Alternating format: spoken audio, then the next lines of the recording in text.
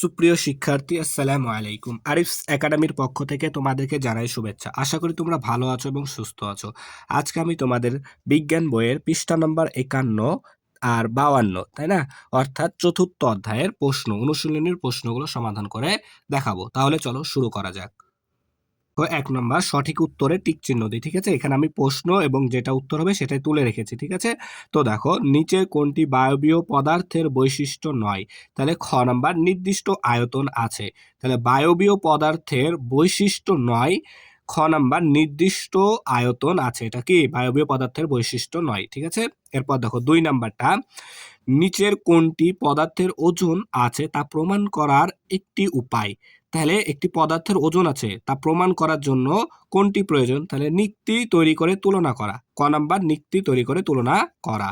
এরপর দেখো 3 নাম্বারটা, কোন পরিবর্তনটি রাসায়নিক পরিবর্তন নয়? তাহলে কোন পরিবর্তনটি রাসায়নিক পরিবর্তন নয়? তাহলে দেখো খ নাম্বার কি কাঁচ ভাঙ্গা, ঠিক আছে। খ নাম্বার কাঁচ ভাঙ্গা।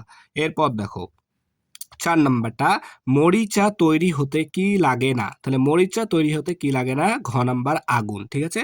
তাহলে মরিচা তৈরি হতে কি লাগে না? আগুন লাগে না, ঘ নাম্বার, ঠিক আছে না। এরপর তাহলে 2 নাম্বারটা বলছে কি শূন্য স্থান পূরণ করি, ঠিক আছে না। তো দেখো ক নাম্বার, সিরিঞ্জের মুখ বন্ধ করে চাপ দিলে ভেতরের বাতাস বাধা ড্যাশ প্রদান করে। কি প্রদান করে? বাধা প্রদান করে, ঠিক আছে। তাহলে সিরিঞ্জের মুখ বন্ধ করে চাপ দিলে ভেতরের বাতাস বাধা প্রদান করে। খ নাম্বার, বরফ হলো পানির কঠিন অবস্থা। তাহলে বরফ পানির কঠিন অবস্থা। পানি হলো তরল অবস্থা, আর বাষ্প হলো গ্যাসীয় অবস্থা। তাহলে বাষ্প হলো গ্যাসীয় অবস্থা, ঠিক আছে। গ নাম্বার, বাতাস একটি পদার্থ। বাতাস একটি পদার্থ কারণ এর ওজন ও আয়তন আছে। তাহলে কি আছে? ওজন ও আয়তন আছে, তাই না। এরপর দেখো ঘ নাম্বারটা, তাহলে এখানে ড্যাশ ছিল, তাহলে বাষ্প। বাষ্প ঠান্ডা করা পানি, ঠিক আছে। ঠান্ডা করা বরফ, ঠিক আছে। তাহলে বাষ্পকে ঠান্ডা করলে পানি, আবার পানিকে ঠান্ডা করলে বরফে পরিণত হয়, ঠিক আছে। তাহলে 2 নাম্বারও শেষ। এরপর 3 নাম্বার, দেখো 3 নাম্বার বাম, আচ্ছা এখানে পদের না, বাম পাশের সাথে ডান পাশের মিল করি, ঠিক আছে। তাহলে বাম পাশের সাথে ডান পাশ মিল করতে হবে। তো এখানে আমি উত্তরটাই তুলে রেখেছি, ঠিক আছে। তো দেখো, বরফ গলে পানিতে পরিণত হয়, তারপরে পানি তাপ দিলে বাষ্প হয়, ঠিক আছে না। আর বাতাসের নির্দিষ্ট আকার ও আয়তন নেই, পানির কঠিন রূপ থাকায় আমরা আইসক্রিম বানাতে পারি, ঠিক আছে। তাহলে বরফ গলে পানিতে পরিণত হয়, পানিকে তাপ দিলে বাষ্পে পরিণত হয়, আর বাতাসের নির্দিষ্ট আকার ও আয়তন নেই, পানির কঠিন রূপ থাকায় আমরা আইসক্রিম বানাতে পারি, তাই না। তাহলে 3 নাম্বারটা শেষ। তাহলে 4 নাম্বার সংক্ষিপ্ত প্রশ্ন উত্তর, ঠিক আছে। তো দেখো ক নাম্বার, বাতাস চোখে দেখা যায় না, তবে আমরা কিভাবে বুঝি এটি একটি পদার্থ, ঠিক আছে না। তাহলে বাতাস তো আমরা চোখে দেখতে পাই না, তাই না, শুধুমাত্র কি অনুভব করতে পারি। কিন্তু এটি যে একটি পদার্থ তা আমরা কিভাবে বুঝবো? তো দেখো উত্তর, বাতাস চোখে দেখা না গেলেও এটি জায়গা দখল করে, ওজন আছে এবং প্রবাহের চাপ অনুভব করা যায়। তাহলে প্রবাহের চাপ অনুভব করা যায়, তাই বাতাস একটি কি পদার্থ। তাহলে বাতাস চোখে দেখা যায় না, চোখে দেখা না গেলেও এটি জায়গা দখল করে, ওজন আছে এবং প্রবাহের চাপ অনুভব করা যায়, তাই বাতাস একটি পদার্থ। খ নাম্বার, পদার্থের কোন বৈশিষ্ট্যটি গ্লাসে রাখা পানিতে পাথর ফেললে বোঝা যায়? ঠিক আছে। উত্তর, পদার্থ স্থান দখল করে। তাহলে পদার্থ স্থান দখল করে, বৈশিষ্ট্যটি গ্লাসে রাখা পানিতে পাথর ফেললে বোঝা যায়, ঠিক আছে। তাহলে গ নাম্বার, কিভাবে বুঝবে কোনো একটি পদার্থ কঠিন না তরল?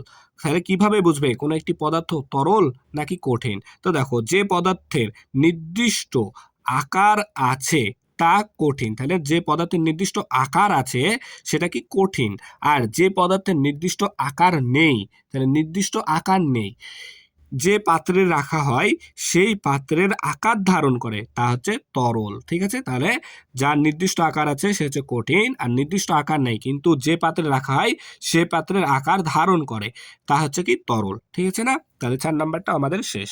5 নাম্বার বর্ণনামূলক প্রশ্নের উত্তর, ঠিক আছে।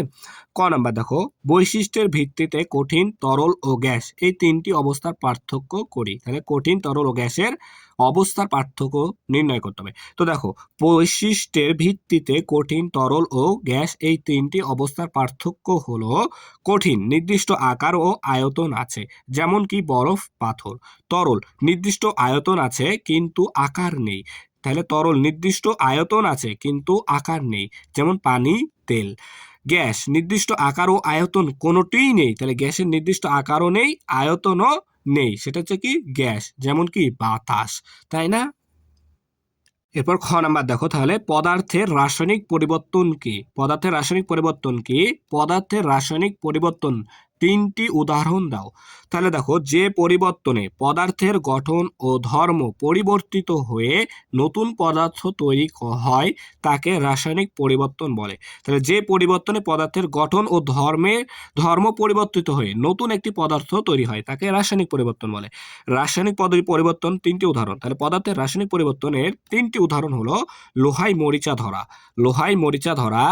2 নাম্বার দুধ থেকে দই তৈরি, কাগজ পুড়ে ছাই হওয়া। তাহলে লোহায় মরিচা ধরা, দুধ থেকে দই তৈরি, কাগজ পুড়ে ছাই হওয়া। ঠিক আছে, তারপরে দেখো গ গ নাম্বারটা। তো গ নাম্বার দেখো, কঠিন, তরল ও গ্যাসীয় অবস্থার পানি আমাদের দৈনন্দিন জীবনে কি কাজে লাগে? তাহলে কঠিন, তরল ও গ্যাসীয় অবস্থায় পানি আমাদের দৈনন্দিন জীবনে অর্থাৎ প্রত্যেক জীবনে কি কি কাজে লাগে? তো দেখো, কঠিন, তরল ও গ্যাসীয় অবস্থার পানি আমাদের দৈনন্দিন জীবনে যা কাজে লাগে তা হলো কঠিন, খাবার ঠান্ডা রাখতে এবং জ্বর কমাতে কাজে লাগে। ঠিক আছে, এরপর দেখো তরল পানি, তাহলে তরল পানি পান করা, রান্না, ধোয়া, মোছা, ঠিক আছে, এগুলো করতে ইত্যাদি কাজে তরল পানিটা লাগে। আর গ্যাসীয় বাষ্প অর্থাৎ বিদ্যুৎ উৎপাদন, রান্না ও ইস্ত্রি করতে আমাদের কি গ্যাসীয় পানি প্রয়োজন হয়। ঠিক আছে না? তাহলে আশা করি তোমরা সবগুলো প্রশ্নের সমাধান বুঝতে পেরেছো। ঠিক আছে, তাহলে আজকে এই পর্যন্তই। ভিডিওটি ভালো লাগলে অবশ্যই লাইক, কমেন্ট, শেয়ার করতে ভুলবেন এবং পরবর্তী ভিডিও সবার আগে পেতে